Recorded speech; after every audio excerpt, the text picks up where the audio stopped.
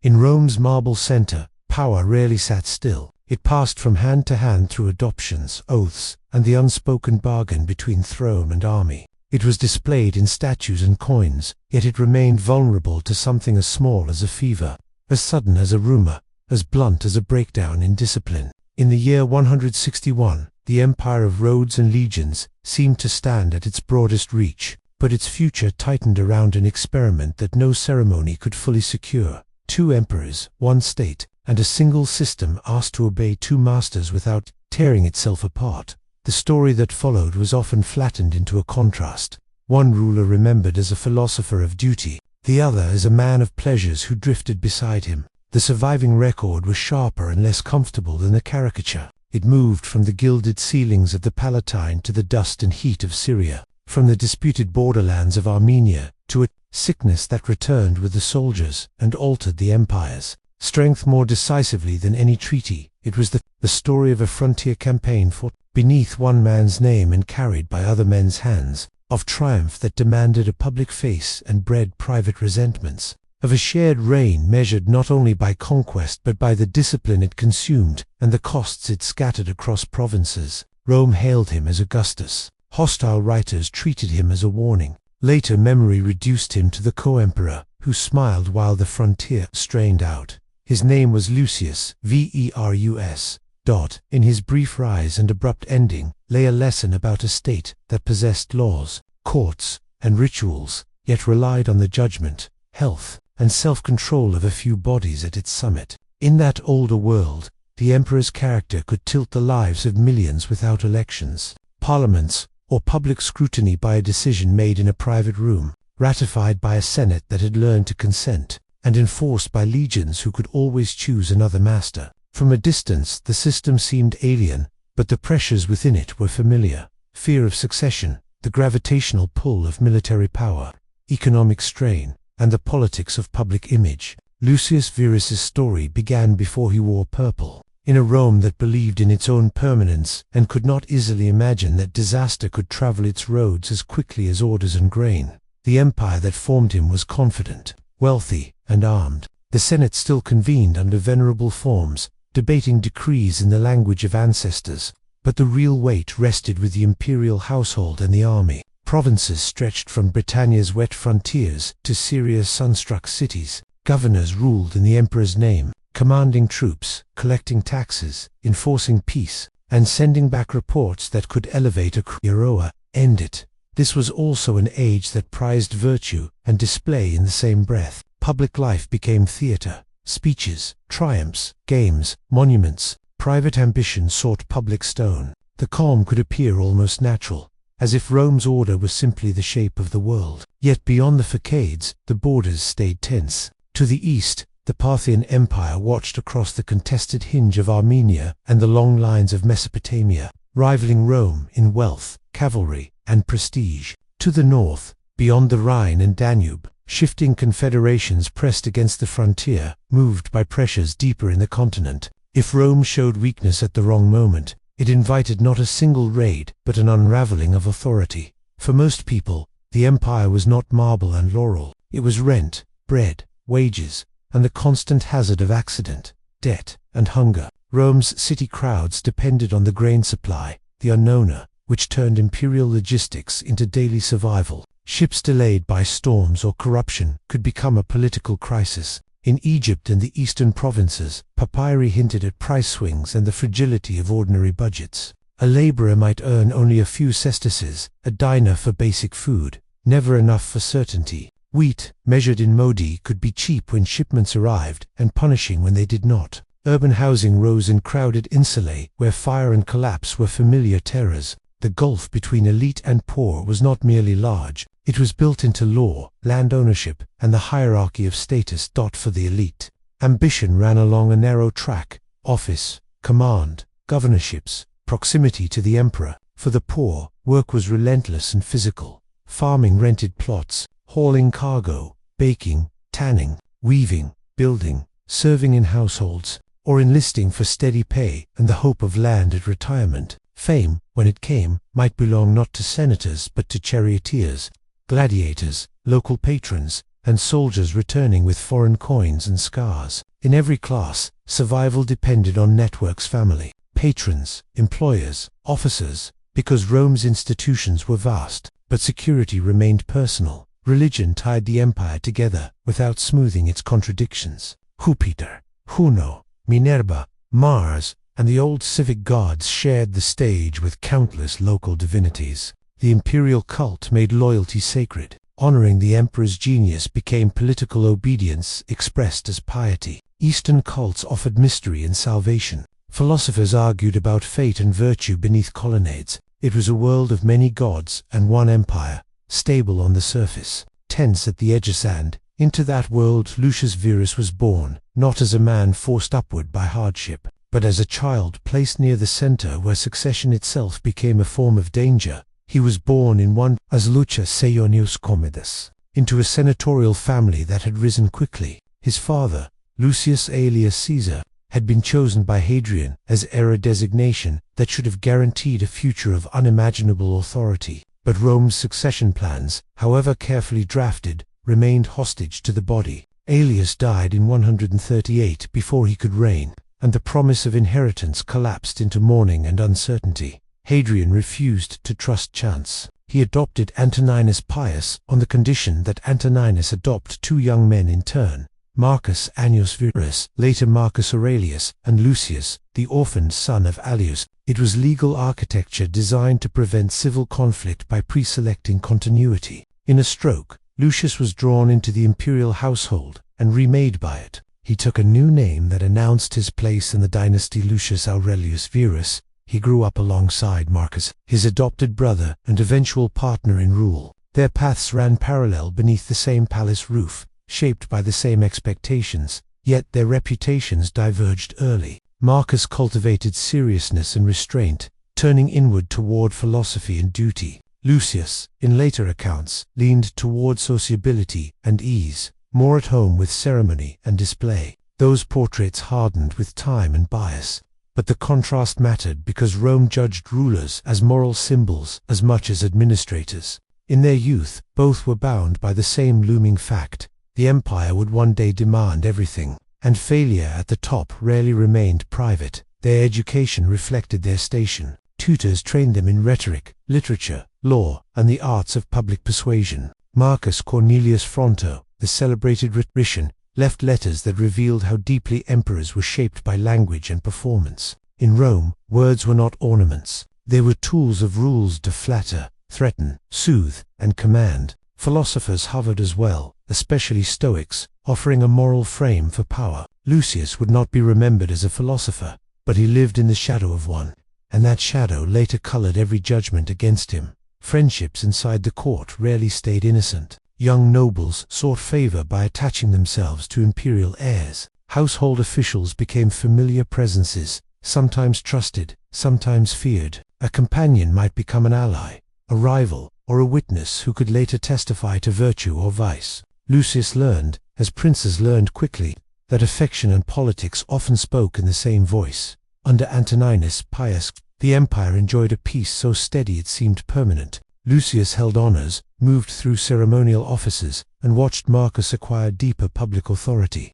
Lucius remained vital, yet secondary, a man of importance who did not appear to command the center. Still, Hadrian's adoption chain had not been designed to create a spare. It had been designed to create legitimacy and continuity. Continuity, in Rome, could demand sudden decisions, and in 161, when Antoninus died, the decision arrived with the force of inevitability.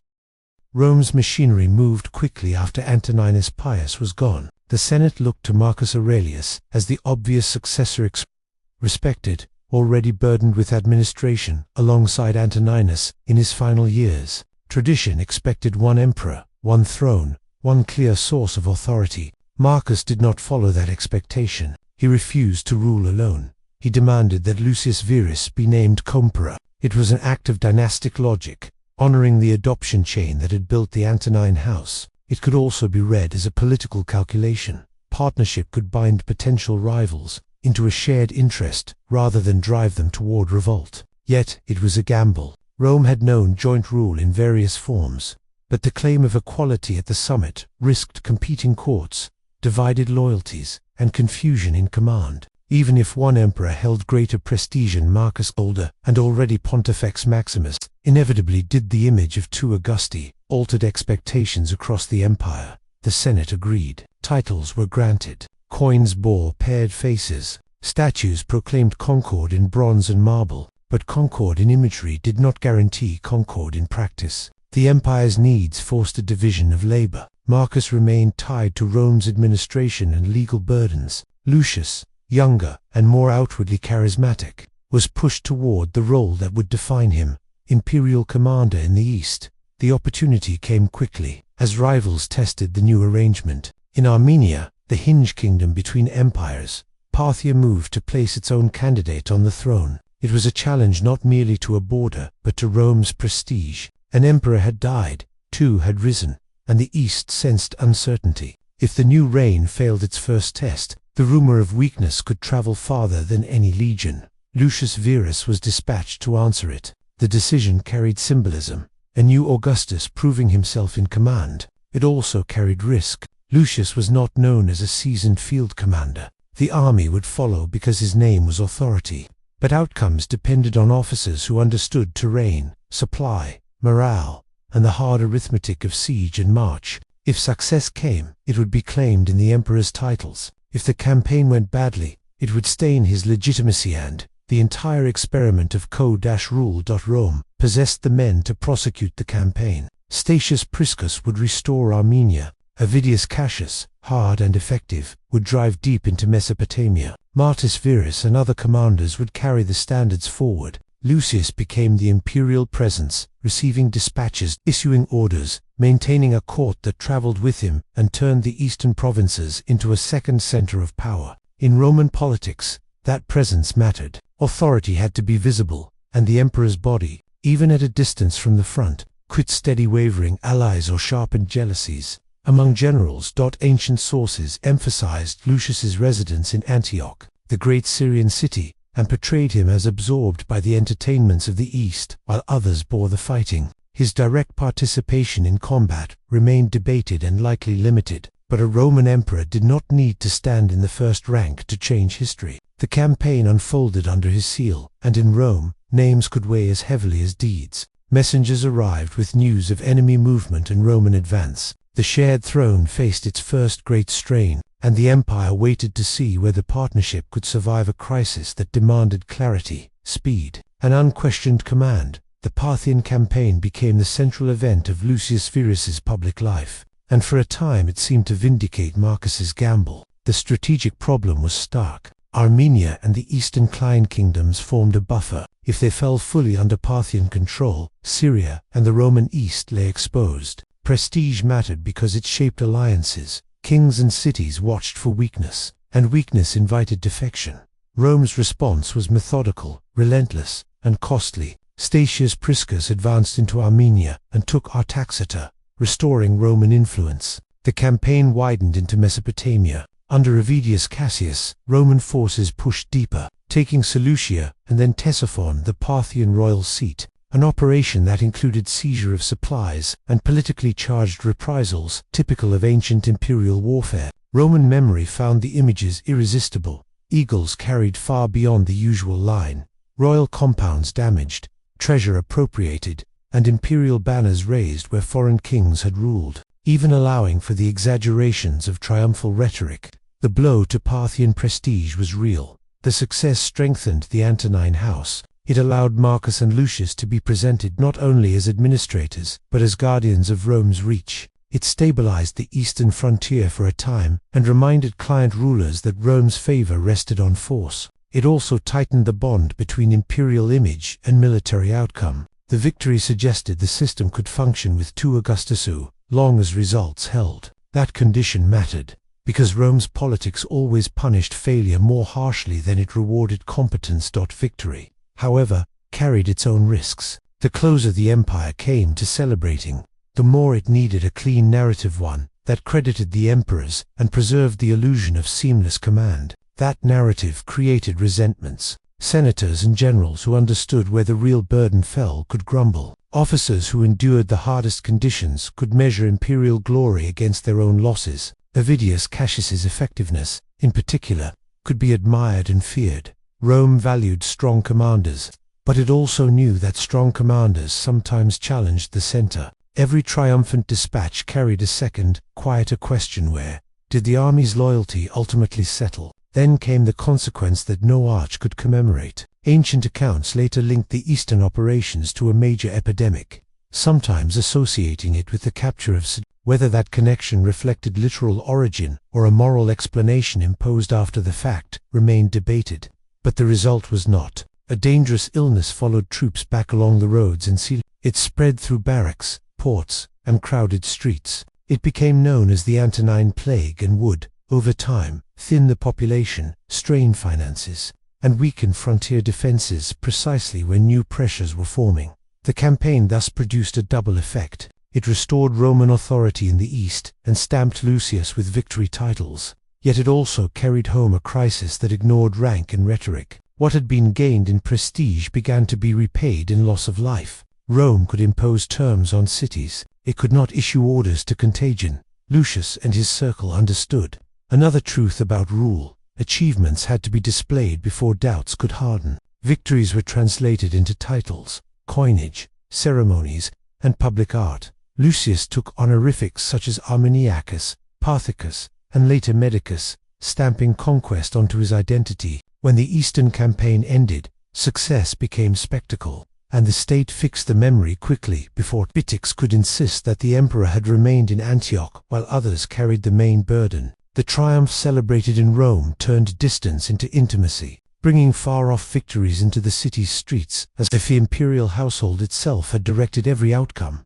But the same roads that carried triumphal news also carried sickness. Cheers did not erase the anxiety rising in crowded rooms. Temples filled as fear returned to the old language of divine anger and supplication. Physicians argued without certainty. Families watched the healthy weaken with alarming speed. The empire had forced a settlement abroad, and now it faced a domestic emergency it could not negotiate with, while another, more familiar threat gathered at the northern rivers. Power in Rome was never calm possession. It was a storm held briefly in human hands. As reports multiplied, the Danube frontier began to crack. Germanic groups, such as the Marcomanni and Quadi, pressed against the border, driven by movements and conflicts beyond Roman sight. The nightmare approached. Simultaneous strain on multiple frontiers, while recruitment and revenues suffered under demographic shock. An empire built on manpower felt its foundations thin.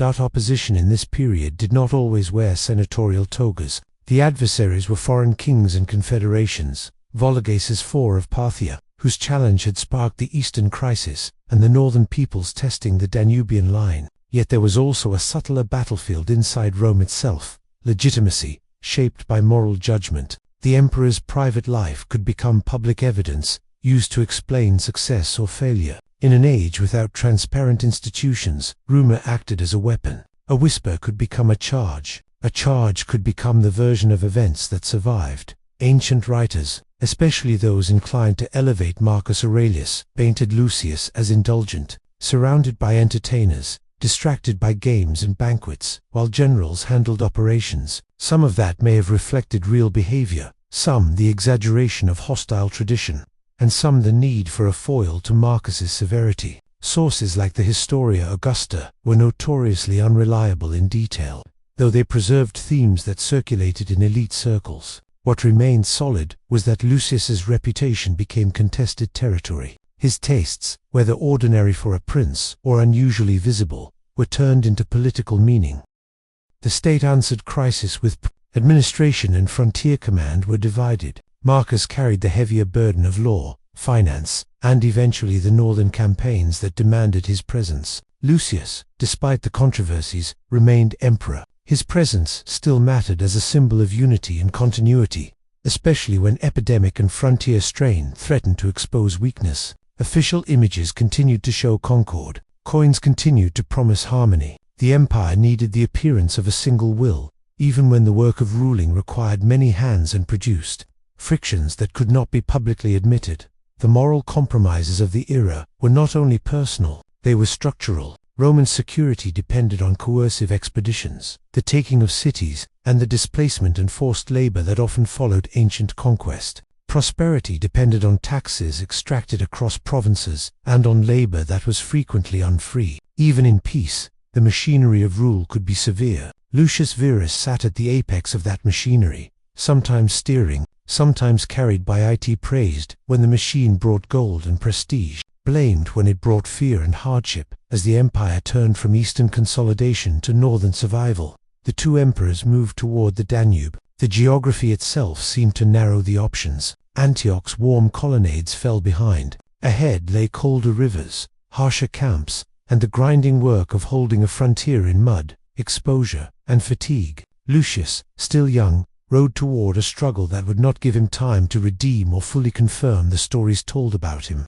The next phase of his life would be short, and its ending would fix his memory in a way no triumph could undo. In 168 and 169, anxiety centered on the Danubian line. Forts and watchtowers faced a broad river and the movements beyond its peoples who did not speak in senatorial forms, who could not be managed through the familiar rituals of client kings, and who threatened to carry the conflict into regions that had grown used to distance from danger. The epidemic had already strained recruitment and shaken confidence. Now raids and migrations pressed harder, and the fear of violence reaching Italy itself ceased to be theoretical. Lucius accompanied Marcus toward the war zone. Whatever their private differences, necessity bound them. The empire had been presented with two Augusti, and now the empire demanded that those two bodies stand where danger gathered. Yet Lucius did not reach old age on the frontier, and he did not live long enough to reshape his reputation through years of shared hardship. On the return journey from the Danube region,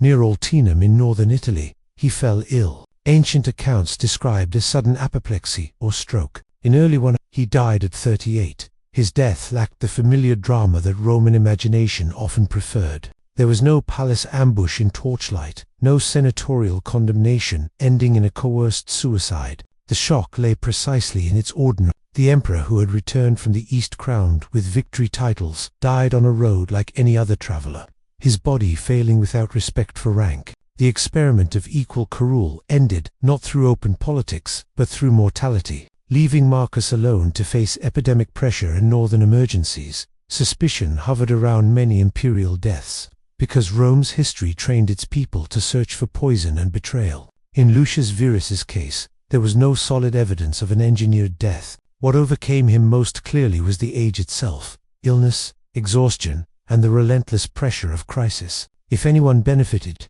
it was because his absence simplified command, rather than because a plot was proven. His life left a paradox. He had provided legitimacy to the succession plan and helped stabilize the regime by sharing the throne. He had lent his name to a successful Eastern campaign that restored Roman authority. Yet his sudden loss removed a second pillar of imperial presence at the moment the empire faced compounded threats. Whether Lucius had been essential to decision-making or chiefly a symbol, symbols mattered in Rome. The state had claimed strength through partnership. Now it returned to one emperor bearing the full weight alone. In Rome, mourning became management. The court framed the death in dignified terms. Lucius was deified, enrolled among the gods in official language, commemorated through coins and ceremony that transformed loss into continuity. The message was controlled. Rome endured. The divine order remained intact. The living emperor continued to rule. Official piety sought to seal the rupture before it could become panic, but official messages never fully governed memory. Lucius Verus was gone, and what remained was argument about his character, his contributions, and his responsibility for what followed. Was he a capable partner who upheld stability and carried imperial authority to the east, or a gilded figurehead who enjoyed luxury while others absorbed the worst costs? The debate endured because it served later writers' needs as much as it served truth. A simple moral tale was easier to preserve than a complicated human record. Lucius Verus's long-term influence remained inseparable from the age he shared with Marcus Aurelius. Their reign marked both the height of Roman prestige and the start of pressures that would erode it. The Eastern success stood as a genuine achievement. Rome reasserted dominance, demonstrated reach, and secured a favorable balance of power for a time. Yet, in historical memory, that victory stood beside the returning epidemic. The catastrophe that thinned population, strained finances, and weakened the empire's ability to respond to threats on multiple fronts. Modern historians weighed Lucius cautiously because the sources were uneven in intent and reliability. Some accounts lingered on frivolity and indulgence. Others suggested that an emperor's role was not always to lead charges, but to embody authority, coordinate command, and preserve political stability among jealous elites. The truth likely lay between extremes. Lucius may have enjoyed luxuries and entertainments expected of a prince, perhaps more openly than Marcus approved. Yet the imperial machine of frontier policy still operated under his authority, and Rome's success still carried his name in titles and public record. His significance rested less in personal heroism than in what his reign revealed about the fragility of systems anchored in individuals. Rome possessed legal forms, aristocratic traditions, and an experienced bureaucracy, yet it still depended on adoption choices, court alliances, and the health of a few men. Rule could, in theory, distribute risk and prevent sudden succession crises. In practice, it could multiply rivalries and complicate command, unless events forced unity and the partners accepted their roles without public fracture. The reign of Marcus and Lucius showed both sides. The partnership held long enough to secure a major settlement in the east, and then it ended abruptly in a way no constitution could prevent. Lucius also illustrated how reputations were manufactured. He did not leave behind a philosophy like Marcus. He did not alter the map permanently. What endured was more elusive and more revealing. The struggle between propaganda and moralizing narrative. The state struck coins to proclaim concord. Later writers sharpened anecdotes to proclaim decadence. Between those portraits stood a human being who ruled briefly, carried imperial titles through crisis and contagion, and died too soon to control the story that would be told about him by the time the damage in the east faded into the wider haze of sickness. Lucius Verus's life closed without a clean verdict. The empire that made him a god in official language could also, with different pens, turn him into a cautionary tale. Both impulses belonged to Rome. It worshipped power and demanded virtue from those who held it, then punished them in memory when events turned against the state. In the end, Lucius Verus was best understood not as an isolated personality, but as a mirror held to an empire approaching a turning point. He was born into a system that promised order through adoption and ceremony, and he rose because that system needed him to rise. He wore purple not because he seized it in civil conflict, but because Rome's rulers believed stability could be designed like a temple planned, supported, and made enduring through legal craft. For a brief span, the design held. 2 emperors governed. The east was struck and subdued. Triumph entered Rome in gilded procession. The empire looked invincible, its confidence carved into monuments and stamped into silver. Then the cost arrived on the same roads that carried victory. Disease cut through households and barracks. New enemies tested the frontiers. The co-emperor, who had symbolized partnership, died suddenly on a northern road, leaving the philosopher-emperor to face the gathering storm alone. Lucius Verus remained suspended between achievement and accusation, between the official glow of ceremony and the darker ink of moral judgment.